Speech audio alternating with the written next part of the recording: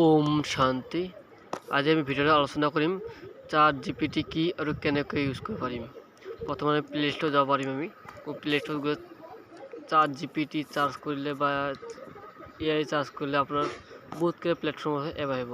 সেইকেইটা এপ আমি ইউজ কৰিলে এটা আমি চাট জিপিটিৰ কি বিচাৰি নাপাম। এইবিলাক এটা আপুনি ইউজ নকৰিব বা ডাউনলোড নকৰিব কৰি কোনো চাট জিপিটি ফাইদা বুজি নাপাব। আপুনি ভিডিঅ'টো আপুনি শেষলৈকে চাওক, কেনেকৈ ইউজ কৰি আছোঁ মই আপোনালোকক দেখাই আছোঁ। এতিয়া আমি যাম আমি ক্ৰম ব্ৰাউজাৰত যাই আমি চাৰ্চ কৰিলোঁ আমাক চাট জিপিটি লিখিব। আপুনি এতিয়া চাট জিপিটি লিখিম, চাট জিপিটি চাৰ্চ কৰক।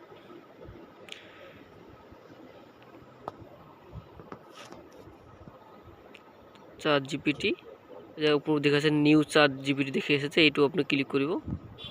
আহি গৈছে অটোমেটিক মোৰ এআই।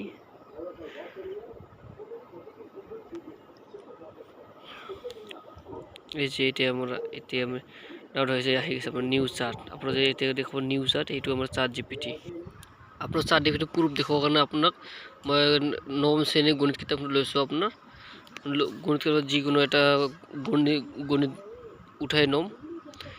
এটা উঠাই ল'লে হ'ল। আপুনি এতিয়া উঠাই ল'লে চাট জিপিটি মাৰিলে আহি যাব।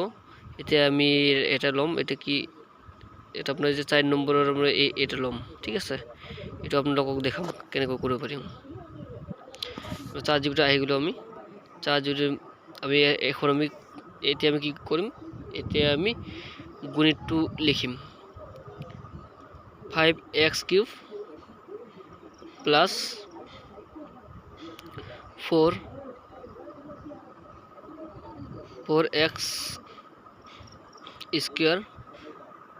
প্লাছ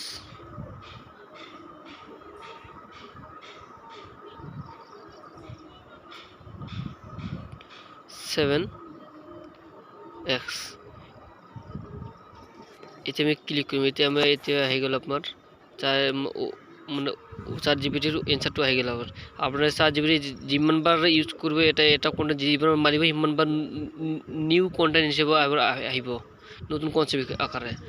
প্ৰথমে ইংলিছ আহিছে, আমি এছামিছ পাব লাগে। এই যে এছামিছ প্ৰথমতে ক্লিক কৰি ৰাখিছিলোঁ, এইটো আহি গৈছিল।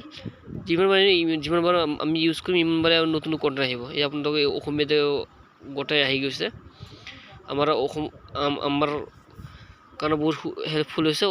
আমাৰ অসমৰ কাৰণে বহুত কেইটা লেংগুৱেজ আপুনি যিকোনো লেংগুৱেজ চিলেক্ট কৰিব পাৰে, কোনো অসুবিধা নাই। যিটো চিলেক্ট কৰি এইটো আহিব। এই যে আৰু এবাৰ চাৰ্চ কৰিলোঁ, এতিয়া অলপ এবাৰ কিটো বেলেগ আহিব, কণ্টেণ্টটো অলপ বেলেগ ধৰণৰ আহিব। কিন্তু এনচাৰটো ছেম আহিব, বাট কণ্টেণ্টটো অলপ বেলেগ ধৰণৰ। মানে আমি কি ধৰণৰ নিয়ম কৰিব পাৰোঁ, এজন মানুহ কি ধৰণৰ নিয়ম কৰিব পাৰে, এটা আমাৰ ছাৰে কি ধৰণৰ নিয়ম কৰিব পাৰে, কি ধৰণৰ মানে গণিতটো কৰিব পাৰে, সেইটো গোটেই নিয়ম ইয়াতে পাম। আমি যিমানবাৰ চাৰ্চ কৰিম ইমান নতুন কণ্টেণ্ট পাম আমি। তো মানে আপুনি যদি ক্লাছ 9 বা 10 বা ষ্টুডেণ্ট হয়, তো আপোনাৰ গ'লে 100% guarantee free. Chat GPT free আৰু আপোনাৰ হেল্পফুল। আপোনালোকৰ না গণিত টিউশ্যন ল'ব লাগিব, না ছায়েন্স টিউশ্যন ল'ব লাগিব। সব মানে যি চাৰ্জ কৰি তাকে পাব।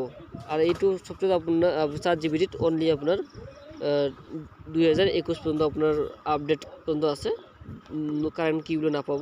আর যিকোনো চার্জ করব মানে মানুষ যেভাবে মানে এটা সারে কোশ্চেন করলে যেভাবে অ্যান্সার দেবো তাকে সেম আর ওই করে ভাবনা উত্তর দেবো। এতে আমি হিসেবে 10ম শ্রেণীর বিজ্ঞান কিতাব আমি এটা প্রশ্ন বা কোশ্চেন করি, যিকোনো কোশ্চেন করি আমি চাম এবং চাট জিপিটি আমাকে কী ধরনের উত্তর দিব পারে। এতিয়া আমি এটা কোশ্চেন লিখিম। কোশ্চেনে আমি ডাইৰেক্ট কেমেৰা ক্লিক কৰি আপোনালোকক দেখাই আছোঁ। মই ভাবিবলৈ আপোনালোকে ভাবিব পাৰে যে ভুল হ'ব পাৰে বা মই মিছা কথা কৈ আছোঁ পিৰিয়ডত, সেইকাৰণে আপোনালোকক মই প্ৰুফ দেখাই আছোঁ। মই নিজে ইউজ কৰি মোৰ ভাল লাগিছে কাৰণে বহুত ফাইদাটো বুজি পাইছোঁ, আপোনাক এইটো কৈছোঁ। এতিয়া আমি কোশ্চেনটো মোৰ লেখা হৈ গ'ল অট'মেটিক। এই যে লেখা হৈ গ'ল, এতিয়া মোৰ কণ্টেণ্টটো আহি যাব অট'মেটিক। আৰু কণ্টেণ্টটো দেখিব পাৰে ইয়াৰ এনচাৰটো কি লাগে, আপোনালোকক মিলাই চাব পাৰে কিছৰ লগত। অলপ মানে মানুহৰ ভাৱনা চিন্তা বেলেগ থাকে, মেইন ফৰ্মুলাটো আপোনাৰ যি থাকিব একে ছেম। এইখিনি আপোনালোকৰ কাৰণে একদম বেষ্ট চলিড আপোনাৰ চাট জিপিটি। আপোনালোকৰ টিউশ্যন ফিজ বচাব পাৰে আপোনালোকৰ কাৰণে। আপোনালোকৰ কোনো ঘৰত ডাঙৰ দাদা বাইদেউ নাথাকিলে সেইটো নাজানিলে আপুনি চাট জিপিটি আমাৰ দাদা বাইদেউ বা ছাৰ হিচাপে আপোনাক কি কৰিব হেল্প কৰিব এইখিনি আপুনি যি চাৰ্জ কৰিব আপুনি সি ইয়াতে পাব ইয়াতে তো thank you so' much video' চাবলৈ ধন্যবাদ জনালোঁ আপোনালোকক নেক্সট ভিডিঅ' আপোনালোক আহি থাকিব নতুন যি জানো মই